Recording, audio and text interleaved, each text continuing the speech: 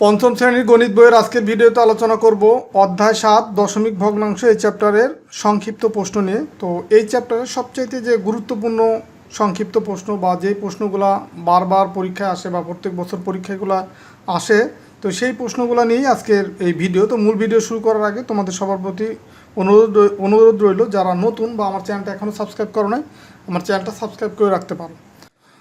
তো যাই হোক, মূল ভিডিওতে এখন আমরা আসি যে আমরা আগের ভিডিওতে যে বহু নির্বাচনী প্রশ্নগুলো নিয়ে আলোচনা করছি, তো সেই বহু নির্বাচনী প্রশ্ন আর এই সংক্ষিপ্ত প্রশ্ন, এই প্রশ্নগুলো কিন্তু কাছাকাছি। তো ওই ভিডিওটা যদি যারা দেখো না, ওইটাও দেখতে পারো বা ওইটা দেখে আসলে এটাও আরও সহজ হবে।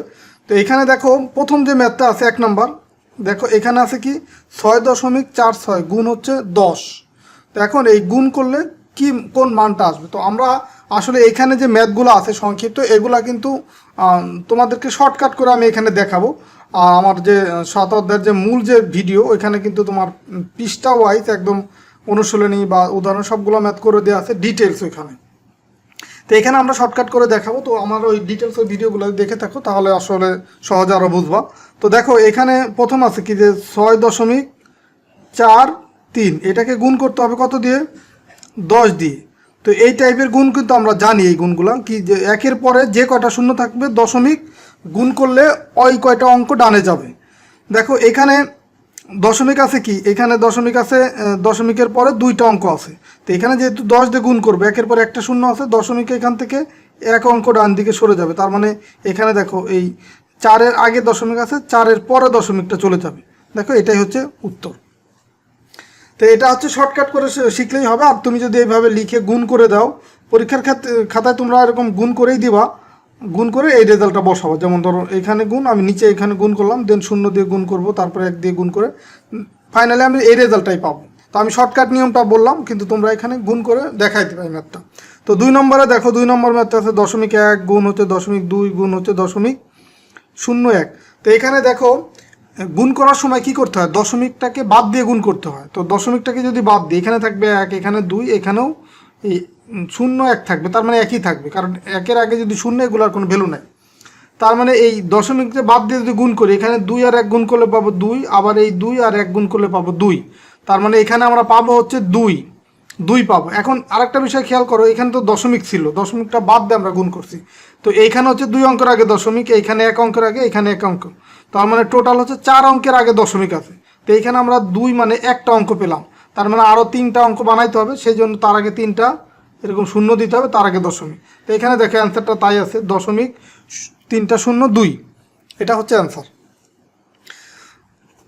তো এরপরে দেখো 3 নম্বর ম্যাথটা, এটাও একই রকম। দেখো এখানে দশমিক বাদ দিয়ে যদি আমরা গুণ করি, 1 1 1 গুণ করলে একই পাবো।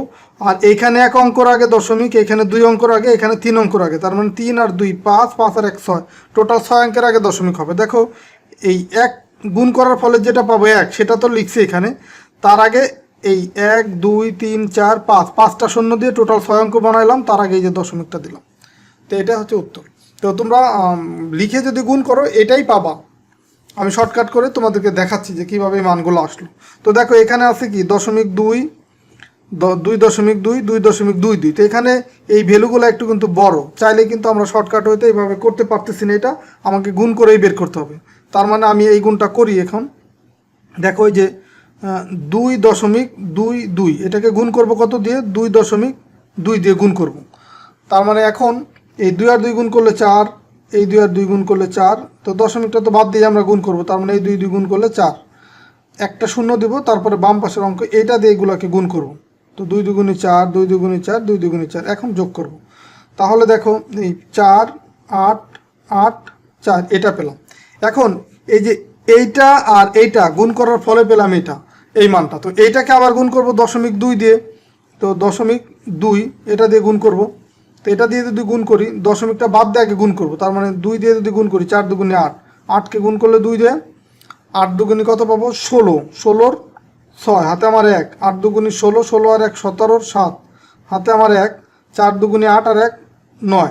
তো এটা পেলাম আমরা গুণফল। তো এখানে দেখো এইটাকে গুণ করছে এটা দিয়ে, তো এখানে তো কোনো দশমিক নাই, বাট এখানে দশমিক আছে একটা অঙ্কের আগে, তার মানে এখানে যে গুণফলটা পেলাম তারও 1 অঙ্কের আগে দশমিক দিতে হবে, মানে 8-এর আগে দশমিক দিয়ে দিলাম একটা অঙ্কের আগে। তার মানে রেজাল্ট হচ্ছে কত? এই এই গুণ করার ফলে এইটা পেলাম। আবার এইখানেও তো দশমিক ছিল, এইখানে দেখো 2 অঙ্কের আগে দশমিক ছিল, এইখানে 1 অঙ্কের আগে দশমিক ছিল। তার মানে ফাইনালি আমি দশমিকটা এইখানে এইটার জন্য এখানে আসবে, আবার এইটার জন্য আরও 1 ঘর সরে আসবে, তারপরে আরও 2টার জন্য ফাইনালি এইখানে চলে আসবে দশমিক। দেখো কিভাবে আসলো, এখানে আছে 2 অঙ্ক, এখানে আছে 1 অঙ্ক, এইখানে আছে 1 অঙ্ক, তার মানে টোটাল 4 অঙ্কের আগে দশমিক, তো এখানে অঙ্কই পাইছি 4টা, তার মানে দশমিকটা এই 4 অঙ্কের আগে চলে আসবে। তো এখানে দেখো 0.9768, এটাই হচ্ছে উত্তর। তো এরপরে দেখো 5 নম্বর ম্যাথটা, 5 নম্বর ম্যাথ একই রকম, এই যে এই ম্যাথগুলো কিন্তু দেখো একই রকম। তো এটা আমরা সহজেই গুণ করতে পারবো যেহেতু মানগুলো ছোট ছোট আছে। দেখো 2 2 2 আছে, তো দশমিকটা বাদ দিলে এখানে 2, এখানে দশমিক বাদ দিলে এখানেও 2, এখানে দশমিক বাদ দিলে এখানেও 2, কারণ 2 এর আগে 0, এটা কোনো ভ্যালু নাই। তো 2 আর 2 গুণ করলে 4, 4 দুগুণে কত হয় 8। আর এখানে দেখো একটা অঙ্কর আগে দশমিক, এখানে 2টা অঙ্ক, এখানে 3টা অঙ্ক, তার মানে টোটাল 3 আর 2 5, 5 আর 1 6, 6 অঙ্কের আগে দশমিক আছে। তো 8টা আমি লিখলাম প্রথম গুণ করে, তারপরে যেহেতু আমার অঙ্ক লাগবে হচ্ছে 6টা, তো তার আগে 5টা শূন্য দিছে, এই যে 5টা শূন্য, তার আগে দশমিক। তো এটাই হচ্ছে তোমার 5 নম্বর উত্তর। এরপরে দেখো আমরা 6 নম্বর ম্যাথটা করব। 6 নম্বর ম্যাথ 0.0003, এটাকে 1000 দিয়ে গুণ করবো। তো 1000 দিয়ে গুণ মানে কি, এই শূন্য আছে এখানে 3টা, তার মানে 0.3 অঙ্ক ডান দিকে সরে যাবে, তার মানে দশমিকটা এখান থেকে 3 অঙ্ক মানে যে এইখানে চলে আসবে, তার মানে এই 3টা শূন্য আগে থেকে দশমিক, এই 3টা অঙ্ক মানে 3টা শূন্য ডানে চলে আসবে, তার মানে এখানে 0.3, এটাই হচ্ছে উত্তর। এরপর দেখো 7 নম্বর ম্যাথ, 7 নম্বর ম্যাথ এটাও 100 দিয়ে গুণ, তার মানে দশমিকে যে 2 শূন্য ডান দিকে সরে আসবে, তার মানে এইখান থেকে দশমিকটা যদি এখানে চলে আসে, তো মানটা কত হবে 200.7, এই দেখো এটাই হচ্ছে উত্তর। 8 নম্বর ম্যাথটা দেখো যে একটি কমলার দাম হচ্ছে 4.75 টাকা, এক হালি কমলার দাম কত। তো এক হালি কল আমরা জানি কত, 4টা, তার মানে এই একটা কমলার দাম যদি এত হয়, তাহলে 4টা কমলার দাম 4 গুণ বেশি হবে, তার মানে তোমার এই যে এই 4.75, এটাকে গুণ করতে হবে কত দিয়ে, 4 দিয়ে। এটাকে আমরা 4 দিয়ে গুণ করব, যেহেতু এক হালির কথা বলছে। তো এটাকে যদি 4 দিয়ে গুণ করলে দেখো কত পাবো, 4 5 20 0, হাতে আমার 2, 4 7 28 2 30 0, হাতে আমার 3, 4 4 16 আর 3 হচ্ছে 19, তার মানে 1900 পেলাম। তো এখানে তো দশমিক আছে 2 অঙ্কের আগে, তার মানে এখানেও এই 4টা অঙ্ক পাইছি, এই লাস্টের 2টা অঙ্কের আগে দশমিক, মানে এখানে দশমিক হবে, তার মানে 19.00, তার মানে এই দশমিকের পরে শূন্য যেহেতু আছে, তার মানে এই দশমিক বা শূন্য এটা না দিয়ে শুধু 19 লিখলেও হবে। তার মানে এখানে কি এই এক হালি কমলার দাম তাহলে কত হবে, 19 টাকা। এরপরে 9 নম্বর দেখো, একটি কলমের দাম হচ্ছে 25.25 টাকা হলে এর 8টি কলমের দাম কত। তো একটা কলমের যে দাম, 8টি কলমের দাম 8 গুণ বেশি হবে, তার মানে এখানেও তোমাকে গুণ করতে হবে। গুণ করতে হবে কত দিয়ে, দেখো 25.25, এটাকে 8 দিয়ে গুণ করতে হবে।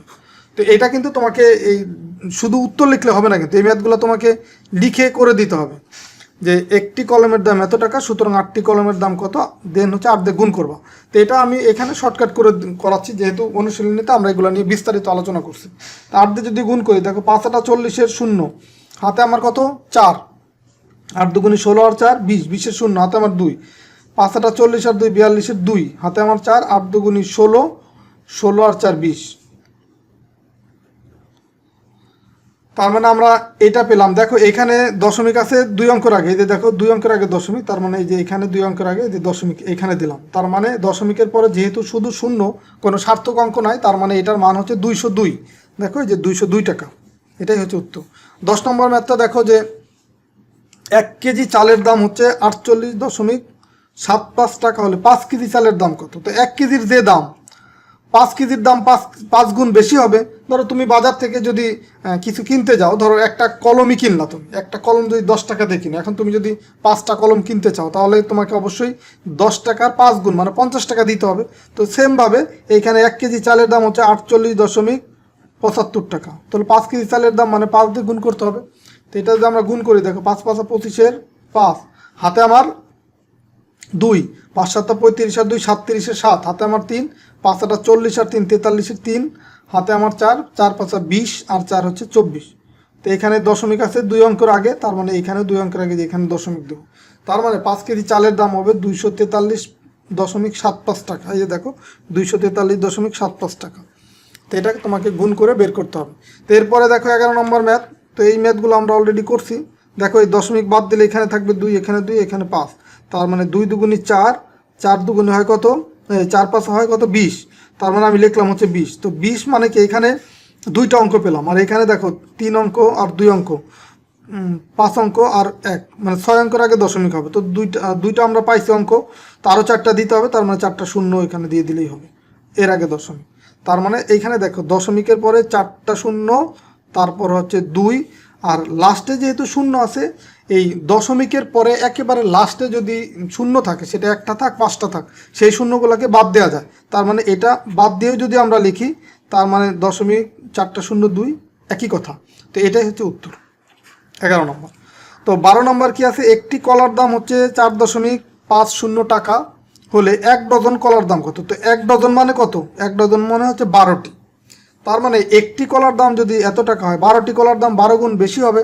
তো এটাও তোমাদেরকে আমি দেখাচ্ছি, এখানে দেখো এই 4.50 এটাকে গুণ করব কত দিয়ে, 12 দিয়ে।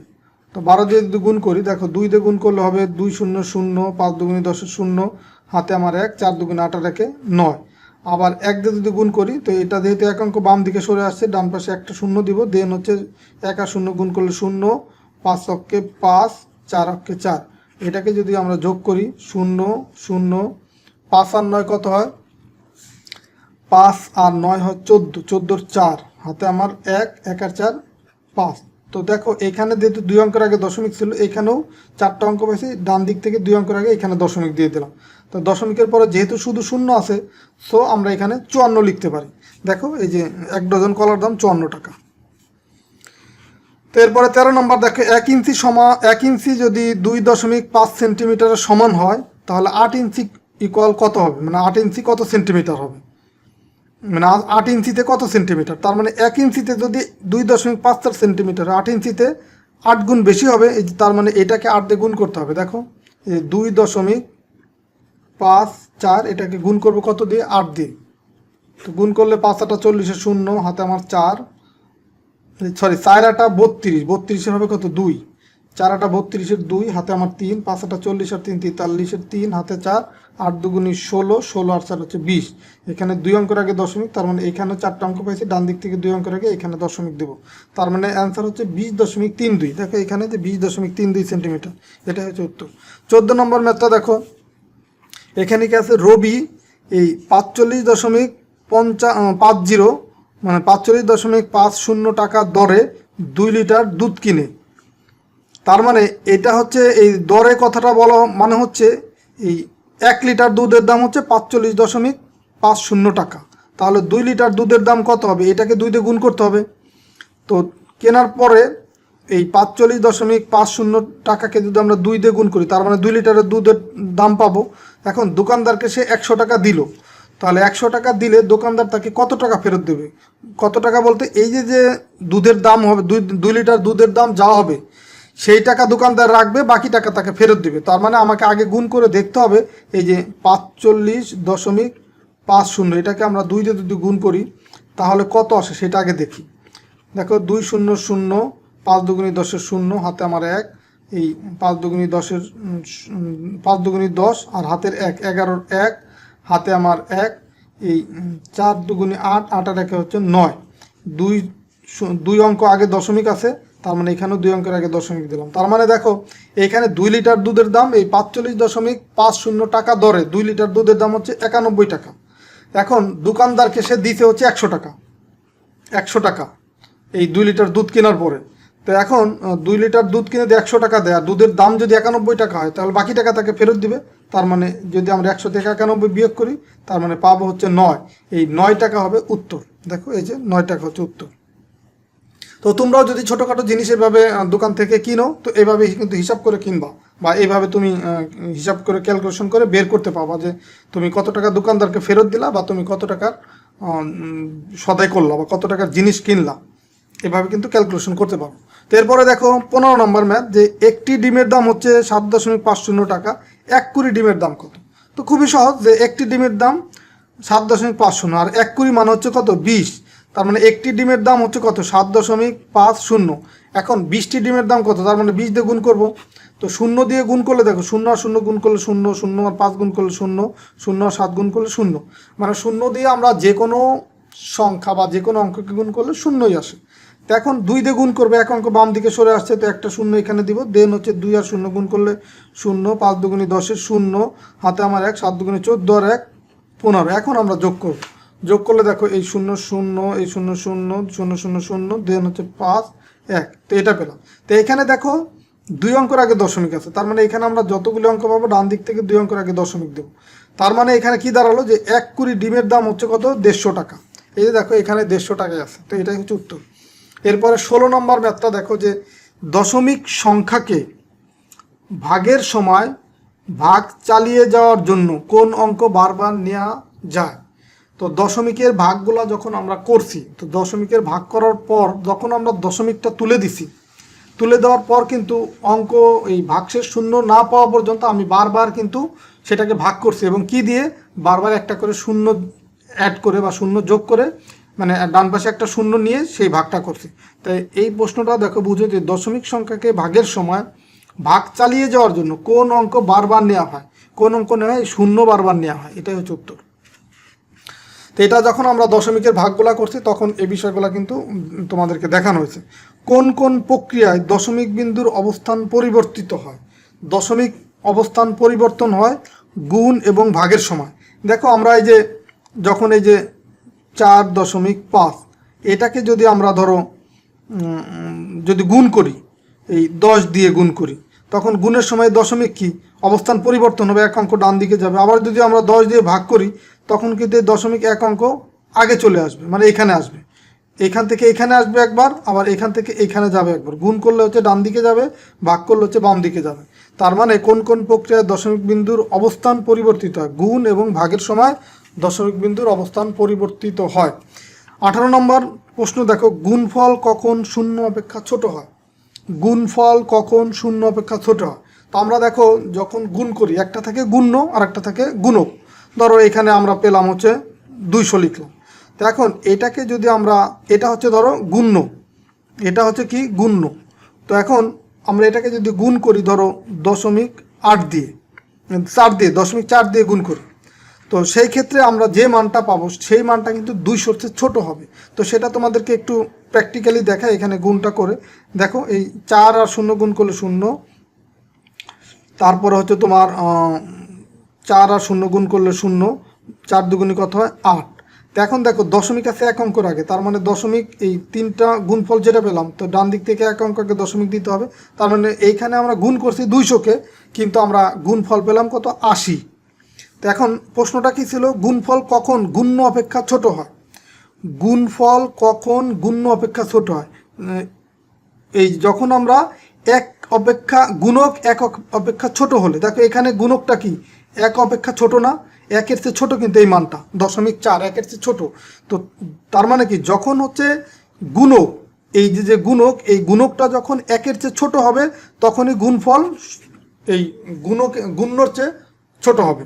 তো এটা বুঝতে হবে যে যখন গুণক মানে এইটা যখন একের চেয়ে ছোট হবে তখনই গুণফলটা গুণ্যর তুলনায় ছোট হয়ে যাবে। সবসময় আমরা জানি কোনো কিছুকে গুণ করলে সেই মানটা কিন্তু বাড়ে, কিন্তু যখনই আমরা একের চেয়ে ছোট কোনো সংখ্যা দিয়ে আমরা গুণ করব তখনই কিন্তু এই গুণ্য অপেক্ষা গুণফল ছোট হবে। দেন দেখো 19 নম্বর, যে গুণফল কখন শূন্য অপেক্ষা বড় হয়। এই গুণফল কখন শূন্য অপেক্ষা বড় হবে, ধরো 200কেই আমরা যদি গুণ করি, ধরো 2 দিয়ে গুণ করি, তো 2 দিয়ে গুণ করলে কত হবে, 200কে 2 দিয়ে গুণ করলে এই 2 0 0 2 0 0 4 2 দুগুণে 4, 400। দেখো বড় হলো। তো এই 2 এই মানটা কি একের চেয়ে বড় না, তো এক অপেক্ষা বড় হলে তোমার গুণফল বড় হবে, আর এক অপেক্ষা ছোট হলে গুণফল তোমার এই ছোট হবে। এই গুণ্য অপেক্ষা ছোট হবে যদি তোমার গুণক এক অপেক্ষা ছোট হয়, আবার যদি গুণক এক অপেক্ষা বড় হয় তখন গুণ্যর চেয়ে গুণফল বড় হবে। তো এটা হচ্ছে এই দুইটা ভালোভাবে শিখবা, কারণ এই টাইপের প্রশ্ন কিন্তু তোমাদের পরীক্ষায় প্রায়ই আসে, বা শূন্যস্থান হিসেবে আসতে পারে, বা বহু নির্বাচনী প্রশ্ন হিসেবে এই টাইপের প্রশ্ন আসতে পারে।